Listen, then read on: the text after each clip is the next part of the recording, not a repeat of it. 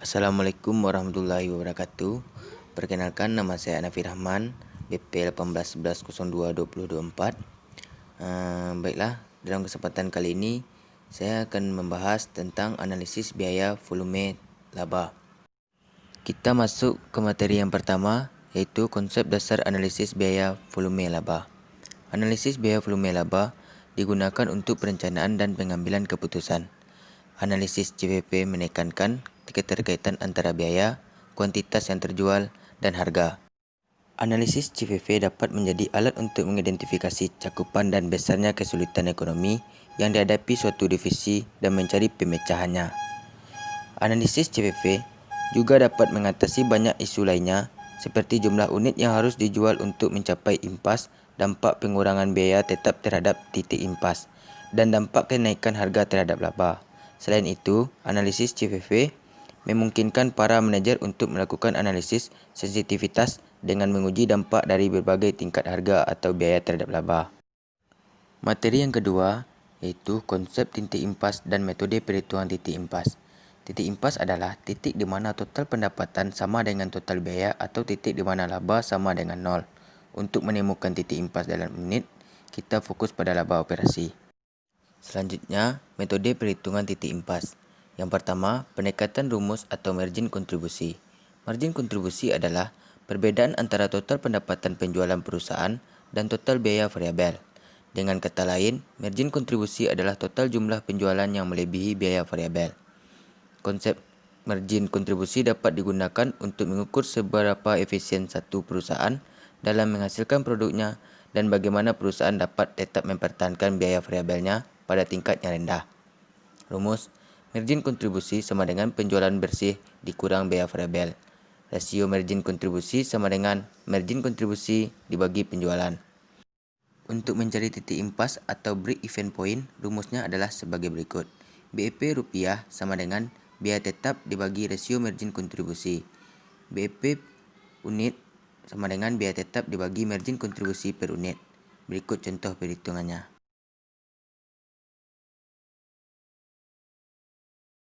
Selanjutnya, metode yang kedua yaitu pendekatan laporan laba rugi. Metode pendekatan laporan laba rugi adalah metode yang berdasarkan pada pendekatan laporan laba rugi. Penentuan BEP atau impas dengan teknik persamaan dilakukan dengan mendasarkan pada persamaan pendapatan sama dengan biaya ditambah laba. Rumus laba Y sama dengan CX dikurang BX dikurang A. Keterangannya yaitu Y sama dengan laba, C sama dengan harga jual per unit, X sama dengan jumlah penduduk yang dijual, B biaya variabel per unit, A sama dengan biaya tetap. Untuk mendapatkan BEP, dengan metode laporan laba rugi adalah sebagai berikut. BEP rupiah sama dengan total biaya tetap dibagi 1 kurang biaya variabel per unit dibagi harga jual per unit. BEP unit sama dengan total biaya tetap dibagi harga jual per unit dikurang biaya variabel per unit. Berikut contoh perhitungannya.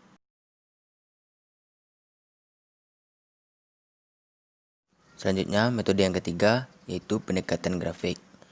Menurut Shimamura, grafik titik impas atau BEP mempunyai beberapa hal penting yaitu selama harga jual melebihi biaya variabel atau margin kontribusinya positif, maka penjualan yang lebih banyak akan menguntungkan perusahaan, baik dengan meningkatkan laba ataupun mengurangi kerugian.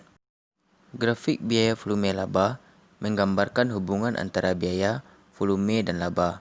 Untuk mendapatkan gambaran yang lebih terperinci, perlu dibuat grafik dengan dua garis terpisah, yaitu garis total pendapatan dan garis total biaya. Pembuatan garis dilakukan dengan rumus sebagai berikut. Pendapatan sama dengan harga dikali unit. Total biaya sama dengan biaya variabel per unit dikali unit ditambah biaya tetap. Berikut contoh kurvanya.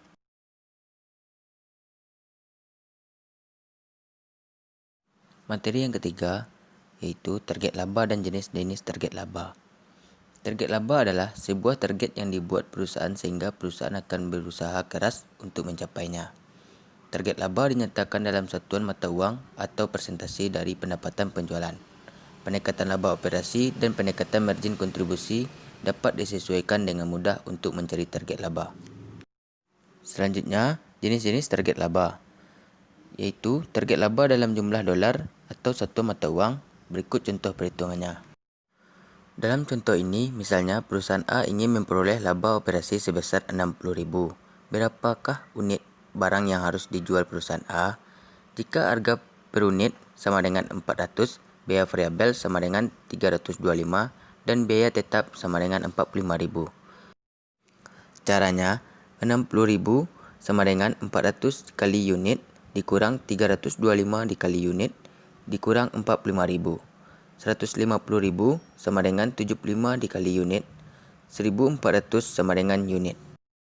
Jenis yang kedua yaitu target laba dalam persentase dari pendapatan penjualan. Berikut contoh perhitungannya. Dalam contoh berikut, misalnya perusahaan A memiliki target laba operasi adalah 15% dari harga dikalikan dengan kuantitas. Jika harga per unit sama dengan 400, biaya variabel sama dengan 325, dan biaya tetap sama dengan 45.000. Berapakah mesin potong rumput yang harus dijual menggunakan laporan laba rugi? Caranya, 0,15 dikali 400 dikali unit sama dengan 400 kali unit dikurang 325 dikali unit dikurang 45.000. 60.000 dikali unit sama dengan 75 dikali unit dikurang 45.000. 15 kali unit sama dengan 45.000. Unit sama dengan 3.000. Yang ketiga, target laba setelah pajak. Ketika perusahaan ingin mengetahui jumlah unit yang harus dijual untuk menghasilkan laba bersih tertentu, diperlukan beberapa pertimbangan tambahan. Dengan demikian, kita harus menambahkan kembali pajak penghasilan untuk memperoleh laba operasi ketika target laba dinyatakan sebagai laba bersih. Laba bersih sama dengan laba operasi dikurang pajak penghasilan sama dengan laba operasi dikurang tarif pajak dikali laba operasi sama dengan laba operasi 1 dikurang tarif pajak, atau laba operasi sama dengan laba bersih dibagi 1 dikurang tarif pajak. Berikut contoh perhitungannya.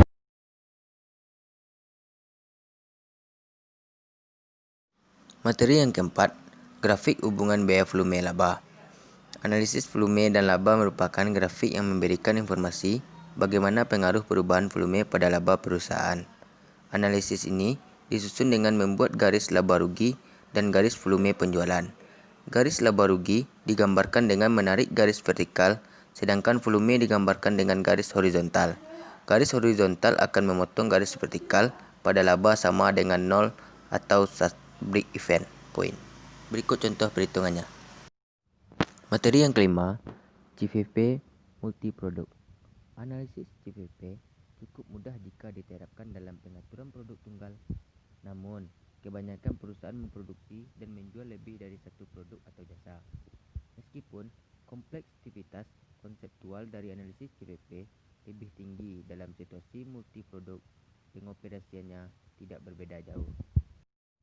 Jenis yang pertama yaitu diimpas dalam unit. Apabila perusahaan memiliki dua produk, maka pemecahnya adalah menerapkan analisis secara terpisah ke setiap unit produk.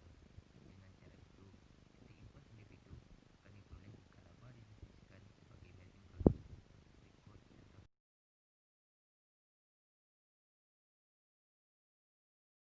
Jenis yang kedua yaitu pendekatan dolar penjualan. Dalam pendekatan dolar penjualan, satu-satunya informasi yang diperlukan adalah proyeksi laporan laba rugi. Berikut contoh.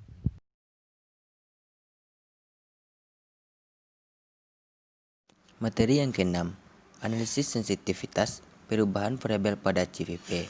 Analisis sensitivitas merupakan analisis yang dilakukan untuk mengetahui akibat dari perubahan parameter-parameter produksi terhadap perubahan kinerja sistem produksi dalam menghasilkan keuntungan. Dengan melakukan analisis sensitivitas, maka akibat yang mungkin terjadi dari perubahan-perubahan tersebut dapat diketahui dan diantisipasi sebelumnya. Adapun tujuan analisis sensitivitas, menilai apa yang terjadi dengan hasil analisis kelayakan suatu kegiatan investasi atau bisnis apabila terjadi perubahan di dalam perhitungan biaya atau manfaat. Yang pertama, analisis kelayakan suatu usaha ataupun bisnis perhitungan umumnya didasarkan pada proyeksi-proyeksi yang mengandung ketidakpastian tentang apa yang akan terjadi di waktu yang akan datang. Sedangkan yang kedua, analisis pasca kriteria investasi yang digunakan untuk melihat apa yang akan terjadi dengan kondisi ekonomi dan hasil analisis bisnis jika terjadi perubahan atau ketidaktepatan dalam perhitungan biaya atau manfaat. Selanjutnya, bisnis sangat sensitivitas terhadap perubahan akibat beberapa hal. Yang pertama, harga. Yang kedua, keterlambatan pelaksanaan. Yang ketiga, kenaikan biaya. Yang keempat, ketidaktepatan dan perkiraan hasil atau produksi. Materi yang terakhir yaitu risiko dan ketidakpastian. Asumsi penting dalam CVP adalah harga dan biaya diketahui dengan pasti. Namun, hal tersebut jarang terjadi. Risiko dan ketidakpastian adalah bagian dari pengambilan keputusan bisnis dan bagaimana hal itu harus ditangani. Dua konsep yang bermanfaat bagi manajemen ialah margin pengaman dan pengungkit operasi. Kedua konsep ini dapat dipertimbangkan untuk mengukur risiko. Yang pertama, margin pengaman. Margin pengaman adalah unit yang diharapkan terjadi atau pendapatan yang diharapkan untuk dihasilkan yang melebihi volume impas.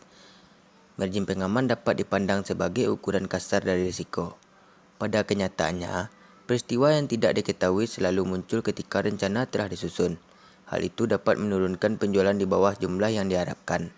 Apabila margin pengaman perusahaan adalah besar atas penjualan tertentu yang diharapkan di tahun depan, maka risiko menderita kerugian jika penjualan menurun lebih kecil daripada margin pengaman yang kecil. Yang kedua, pengungkit operasi. Pengungkit operasi merupakan penggunaan biaya tetap untuk menciptakan perubahan presentasi laba yang lebih tinggi ketika aktivitas penjualan berubah. Semakin besar tingkat pengungkit operasi, semakin banyak perubahan dalam aktivitas penjualan yang akan memengaruhi laba. Berikut contoh perhitungannya.